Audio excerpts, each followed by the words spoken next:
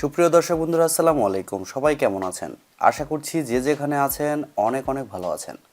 দর্শক বন্ধুরা, আপনাদের মধ্যে কমেন্টে অনেকে আমার কাছ থেকে জানতে চেয়েছেন Realme C35 6GB RAM বাংলাদেশের মার্কেটে কবে পাওয়া যাবে। আপনাদের মধ্যে যারা Realme C35 এই ফোনটির জন্য ওয়েট করছিলেন, বিশেষ করে 6GB RAM ভেরিয়েন্টের জন্য, তাদের জন্য good news. Realme C35 6GB RAM variant বাংলাদেশের মার্কেটে এখন অ্যাভেলেবেল। দেশের বাজারে এই ফোনটির 6GB RAM ভেরিয়েন্টের প্রাইস রাখা হয়েছে 18,990 টাকা। আর এরকম প্রাইস পয়েন্টে এই ফোনটি অফার করছে সুন্দর ডিজাইন, সাথে 50 মেগাপিক্সেলের ক্যামেরা সেটআপ এবং আরও থাকছে Unisoc Tiger T616 chipset. So সব কিছু মিলে এই ফোনটি কেমন হবে, আর 19,000 টাকা বাজেট সেগমেন্টে এই ফোনটি আসলে কতটা ভ্যালু ফর মানি হবে, এই সবগুলো প্রশ্নের উত্তর থাকবে আজকের এই ভিডিওতে। সো আপনারা যারা 18 থেকে 20,000 টাকা বাজেট সেগমেন্টে একটি ভালো ফোন নিতে চান, তারা এই ভিডিওটি পুরোটা দেখবেন। আর আপনারা যারা এই ফোনটি সম্পর্কে এখনও জানেন না, তাদের জন্য আবার ওই ফোনটির স্পেসিফিকেশন শেয়ার করছি। আর আপনারা দেখছেন টিভি টেকটিউব এবং সবসময়ের মতো সাথে আছে আমি প্রান্ত। সো ভিডিওটি ভালো লেগে থাকলে ভিডিওতে একটি লাইক দিতে ভুলে যাবেন না কিন্তু। আর আপনি যদি আমাদের চ্যানেলে নতুন হয়ে থাকেন, সেক্ষেত্রে আমাদের চ্যানেলটি সাবস্ক্রাইব করে পাশেই থাকবেন।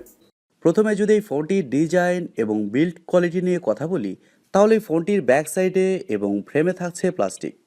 তবে এই ফোনটিকে দেখলে আপনি বুঝতেই পারবেন না এই ফোনটি অনেক কম দামের। ফোনটিকে দেখতে অনেকটাই আইফোন 13 প্রো ম্যাক্স ওই ফোনটির মতো, আবার রিসেন্ট লঞ্চ হওয়া ভিভো V23 ওই ফোনটির মতো।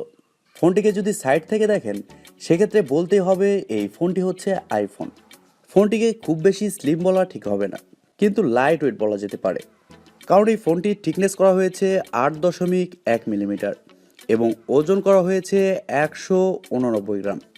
আর ফোনটির সামনে আসলে আপনারা পেয়ে যাচ্ছেন একটি ফুল ভিউ ডিসপ্লে, যেখানে ইউশেপ বা ওয়াটার ড্রপের মাধ্যমে বসানো থাকছে সেলফি ক্যামেরাটি। তবে এইখানে যদি কাট আউটের মাধ্যমে সেলফি ক্যামেরাটি ব্যবহার করা যেত, তাহলে কিন্তু দারুণ হতো। তবুও রিয়েলমি এই ফোনটির ব্যাক সাইডে যে ডিজাইনটা দিয়েছে, তাতে সামনে ইউশেপ আসলে মেনেই নিতে হবে। এই ফোনে থাকছে সাইড মাউন্টেন ফিঙ্গারপ্রিন্ট সেন্সর, যা যথেষ্ট ফাস্ট এবং অ্যাকুরেট বলেই জানতে পেরেছি। আর এছাড়াও এই ফোনটিতে সব ধরনের পোর্টস অ্যান্ড বাটনও আপনারা পেয়ে যাচ্ছেন, যেমন 3.5 millimetre headphone jack, type C slot ইত্যাদি। আর ফোনটিতে আপনারা দুইটি সিম কার্ডের পাশাপাশি একটি মাইক্রো এসডি কার্ড ব্যবহারেরও সুযোগ পাচ্ছেন। এই ফোনটি দুইটি কালারে পাওয়া যাবে, গ্লোয়িং ব্ল্যাক এবং গ্লোয়িং গ্রিন। সো সব কিছু মিলেই ফোনটির ডিজাইন এবং বিল্ড কোয়ালিটি আপনাদের কাছে কেমন লেগেছে, কমেন্ট করে আপনাদের মূল্যবান মতামত অবশ্যই জানাবেন। আর রিয়েলমি যে এত কম দামের ফোনে এত ভালো ডিজাইন দিয়েছে, এই বিষয়ে আপনাদের মতামত কি?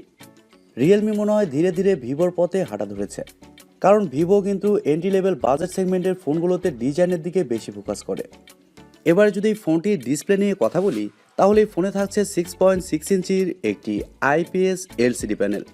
আর এটি একটি ফুল এইচডি প্লাস রেজুলেশনের ডিসপ্লে, যার রেজুলেশন হিসেবে থাকছে 1080x2408 পিক্সেল এবং আরও থাকছে 401 ppi ডেন্সিটি। আর এছাড়াও থাকছে 600 নিটস পিক ব্রাইটনেস, যার কারণে আউটডোর এই ফোনটি যখন আপনি ব্যবহার করবেন, তখন ব্রাইটনেসের কিছুটা ঘাটতি ফিল করবেন। তবে IPS ডিসপ্লে হলেও এই ডিসপ্লের কোয়ালিটিকে কিন্তু খারাপ বলবো না। ডিসপ্লেতে যে কোনো কন্টেন্ট প্লে করলে শার্পনেসের ঘাটতি একেবারেই ফিল করবেন না। আর ডিসপ্লের কালার কোয়ালিটিও যথেষ্ট ভালো হবে। রিয়েলমি বাজেট সেগমেন্টের ফোনে ভালো একটি ডিসপ্লে দিয়েছে, ফুল এইচডি প্লাসের ডিসপ্লে, এবং সাথে ভালো ডিজাইন দিয়েছে।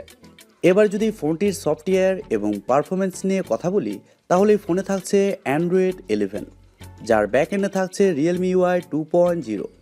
আর ফোনটিতে চিপসেট হিসেবে থাকছে Unisoc Tiger T616, যা একটি 4G চিপসেট।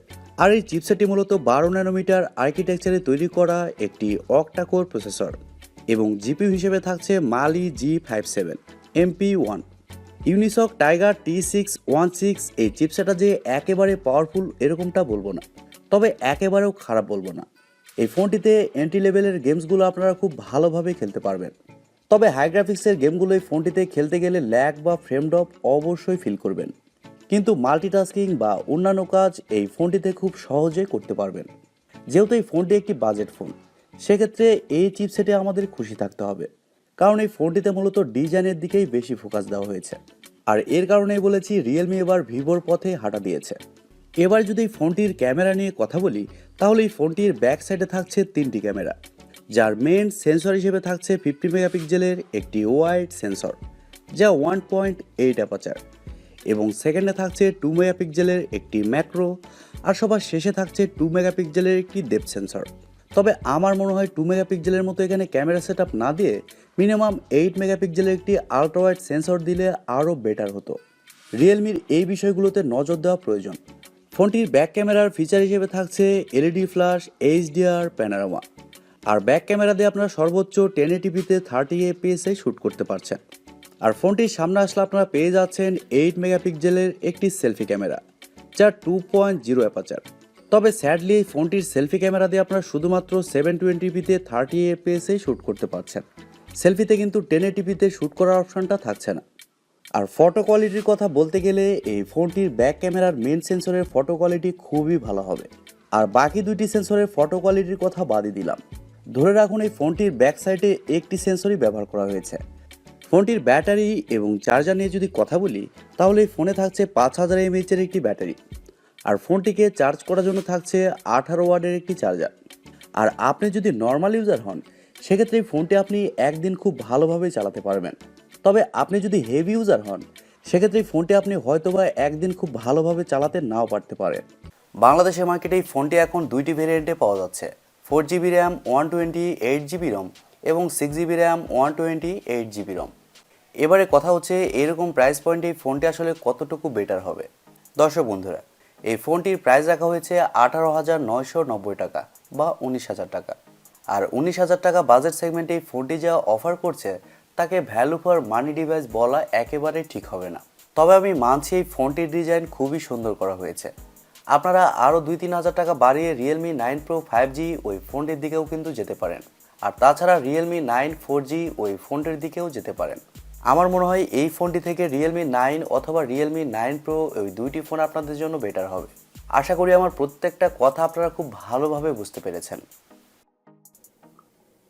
প্রিয় দর্শক বন্ধুরা, এই ছিল আজকের ভিডিওটি আপনাদের কাছে কেমন লেগেছে কমেন্ট করে অবশ্যই জানাবেন। আর ভিডিওটি যদি সত্যিই ভালো লেগে থাকে, তাহলে TechTube চ্যানেলটি সাবস্ক্রাইব করবেন, ভিডিওতে একটি লাইক দিবেন, আর সবসময় আমাদের পরিবারের একজন হয়ে থাকবেন, কারণ আপনাদের সাপোর্ট এবং ভালোবাসা সবসময় প্রয়োজন। সো আজকের মতো এই পর্যন্তই। দেখা হবে পরবর্তী কোনো নতুন ভিডিওতে। ততক্ষণ পর্যন্ত সবাই ভালো থাকবেন, সুস্থ থাকবেন এবং নিজের খেয়াল রাখবেন। টাটা।